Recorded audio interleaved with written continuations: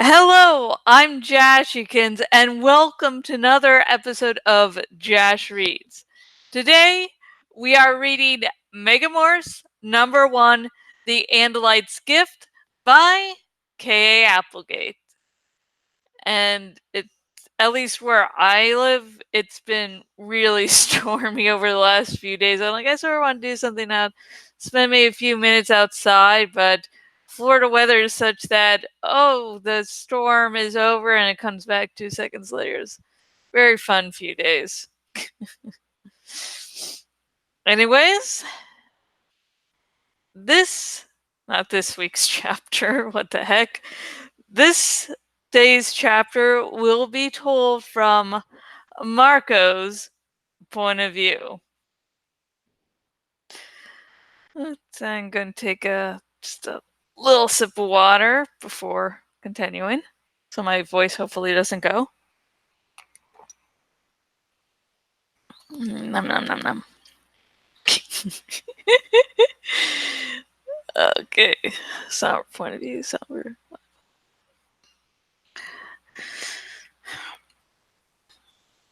Despite the fact we had kind of figured out that the dust creature wasn't actually trying to eat us, I was still slightly worried as it wrapped me up out of the ditch and carried me away. Slightly worried, as in crying like a baby. I could feel that we were rising upward, but I was more concerned with just breathing, which was hard enough. The dust bees swirled around me, choking me, binding me, imprisoning me.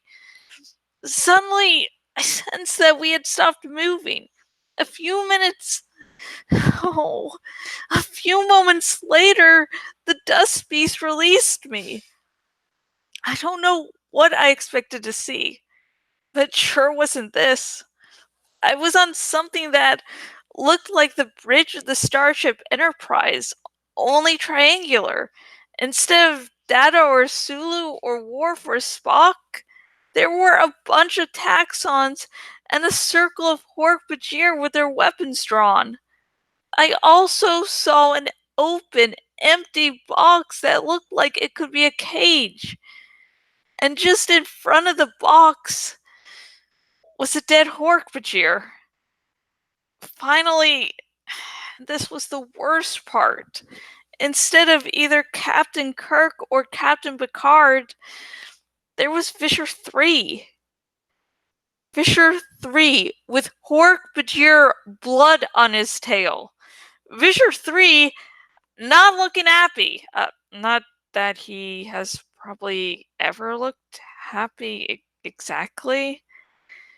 Visser Three, the dust monster hovering above us, filling the top of the room like a storm cloud.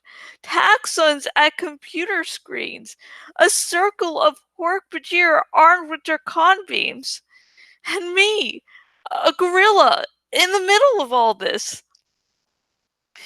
It would have been funny if it had been happening to someone else. Move out of that stupid form. Visser Three snapped. I said nothing. We had faced Visser Three before. We never spoke, for fear he would be able to tell that we were human, not Andalite. Someone remove that garbage, Visser Three said, pointing at the dead Hork-Bajir, and find that Andalite. Bring in bioscanners. He didn't disappear. He's just morphed something very small. Andalite? He had to mean Axe, which meant Axe was still alive, and he had escaped, which explained the poor Hork-Bajir. Visser Three is a hard guy to work for. I felt a surge of hope. Axe was alive. Marco? I jumped, not far because gorillas aren't big jumpers. I just sort of jerked in surprise. Every one of the Hork-Bajir tightened his grip on his weapon. Marco, is that you? It's Axe. Axe, it's me. Are you sure Visser Three can't hear us? Just keep thoughts speaking directly to me, Axe said. Where are you? I morphed to flee. Good. Maybe you can get away then. You're practically invisible. I'm in gorilla morph. Kind of noticeable. I have a plan. Oh, good, I said. All our plans are working out so well. Where are you? The safest place I could think of. Axe said. I'm on Visser Three. I stared at Visser Three.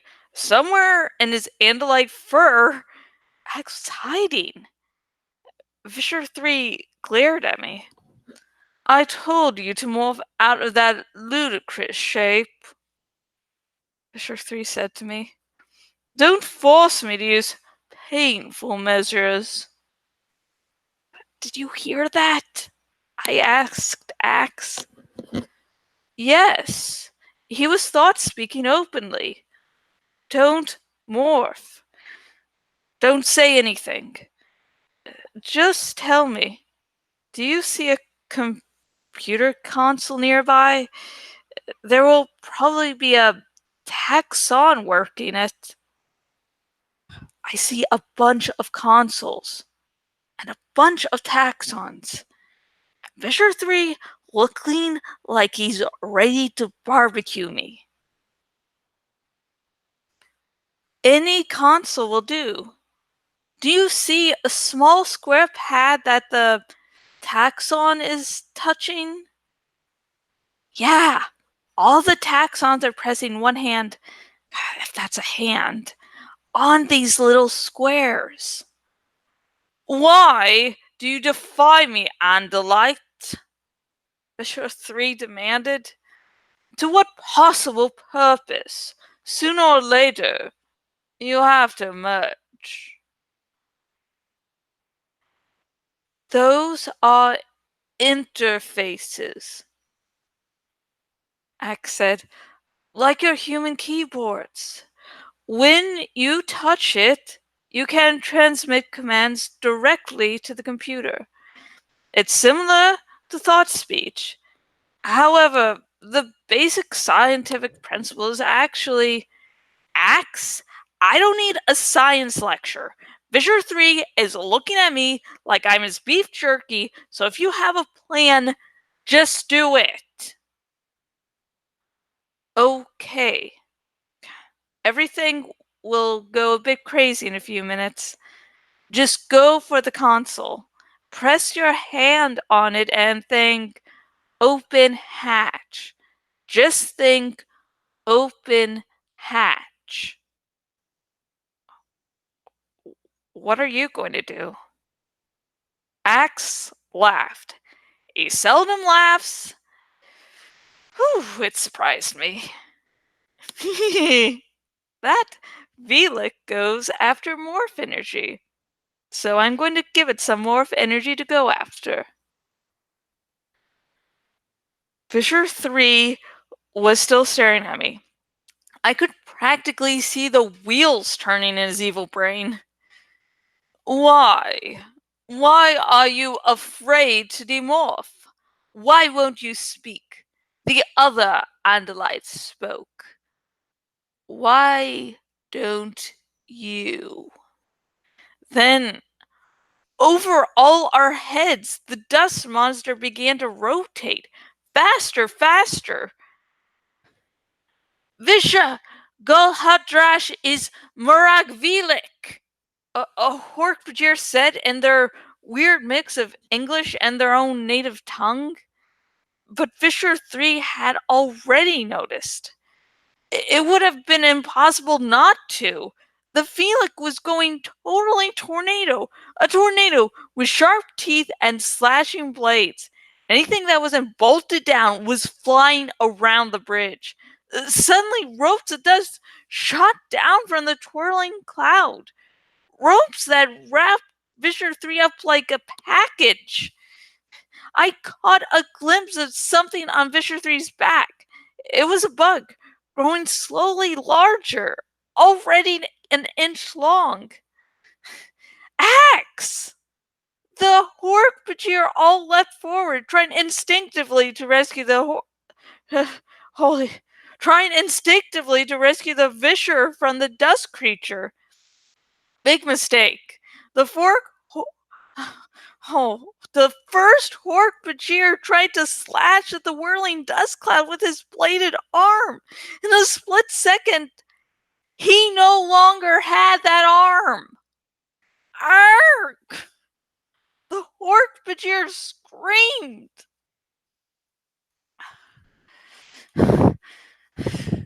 This this was my chance. I barreled toward the closest computer console. A Hork-Bajir, half fixated on the dust monster and half on me, got in the way. I hit him full force with my head down like a charging bull. The Hork-Bajir staggered back and splayed across a taxon. The taxon's weak legs collapsed. I didn't wait for them to get up. I punched a second taxon with my big gorilla fist. He scuttled back. I was in the clear. Water! Visser Three cried from within the swirling dust cloud. Water! He was thirsty? At a time like this, he was thirsty. I pressed my hand on the computer console. Open hatch! I thought, open hatch right now! To my utter amazement, it worked. I could barely see through the tattered edges of the dust monster storm, but the ceiling of the bridge seemed to split down the middle. It began to open. I could see stars outside. This was Axe's plan, to open the bridge up to the vacuum of space. We would all be sucked out instantly and die. I considered reversing the command. I wasn't ready to die. But then I noticed something. We were not getting sucked out into space. And then I noticed something else. A cloud. Above us. We were in the atmosphere. Fools! Visser Three screamed. They're trying to escape. Get him! Get him! Get that monkey! Monkey? Monkey? I'd show them monkey. I turned. 6 Hork-Bajir warriors advanced on me, their bladed wrists and elbows flashing. Axe, I have the hatch open, and whatever you're planning on us doing next, now would be a very good time. Right now. And that's the end of that chapter. Lovely chapter. Lovely chapter, about, a guy in the form of a monkey getting captured by evil aliens that want to take over your minds. Just that's fine. It's a beautiful chapter. Nice, relaxing. As I've mentioned before, I really do like Marco. And with Axe's voice, the current iteration is that when Andalites. Okay, I'm going to say for anyone new to this series, this is a headcanon that I'm using to try to form Axe's voice. It has no proof of fact and proof of being canon, and I doubt it would be canon, but this just helps me. So, this headcanon, once Andalites reach a certain age, they go from maybe like a young voice to a voice that's broken. Sort of think when guys reach puberty and their voice, breaks. And that's what Axe is going through, and not until he reaches an adult will it actually be stable. And he'll have actually just one voice. And that's done because anytime I tried for Axe's voice, he seemed like a fucking 20 or 30-year-old. And it's like, that's like, he seemed to be fucking ancient to me. So I'm like, yeah, so as I can't do a young voice, it's a broken voice, which does add its own problems to trying to figure out inflections. And the thing is, from take to take, when I'm practicing, I can practice it the same line in different ways, and I can get really control what Axe's voice will sound like at the time. So that, at least he doesn't sound old though, and it does keep up this whole alien mystique to his voice. So yeah, so that's where Axe's voice comes from. I really do like how excited Marco was when he figured out Axe was alive. Like, he's like, oh, they're chasing after an Andalite. That must mean it's Axe, which must mean everything is fine. So I like that little camaraderie between the two. So, what did you think about this chapter? Please comment down below. I love for you to focus on how Marco and Axe interact in this chapter. What you thought about that? Did you like it? Did you not like it? What do you think needs improvements? And whatever you comment, remember, no major spoilers in the comment section. I am hoping beyond hope that, the thing is, I'm hoping beyond hope that, well, people come into the fandom via these videos. So, there are some big twists and turns that newcomers to the series should encounter as they happen. So, you don't want to ruin it for them. But if you do want to talk spoilers with me, if you're on the YouTube's link in the description to my Tumblr Ask box, where you can just ask away. Let's get those lovely theories out there. And if you're a newcomer to the series, if you're a newly hatched Phantomorph, because for some reason I decided to go for hatching, I might be thinking about dragons at the moment. So, yeah, all Phantomorphs are hatched from an egg. You just decide you really love Animorphs, and an egg forms around you, and you hatch out that shit. Yeah, that's how it happens. But anyways, if you're a new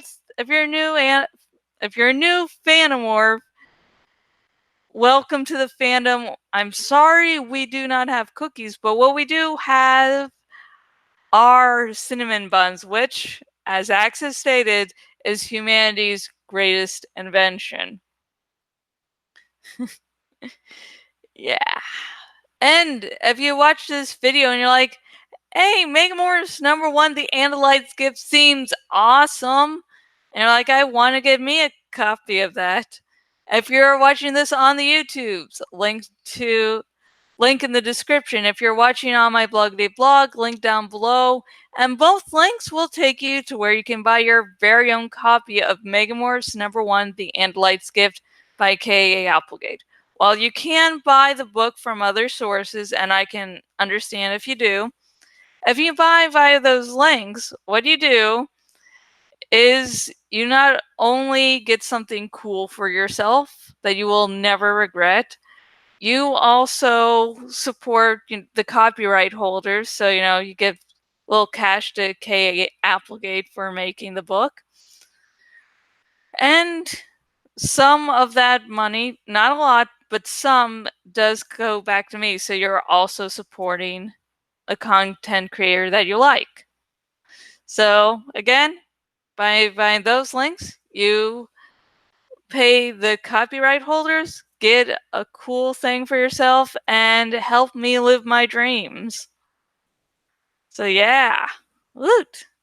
If you're watching this on the YouTubes, please like this video if you just love Marco and X teaming up alone. Nothing those two can't accomplish.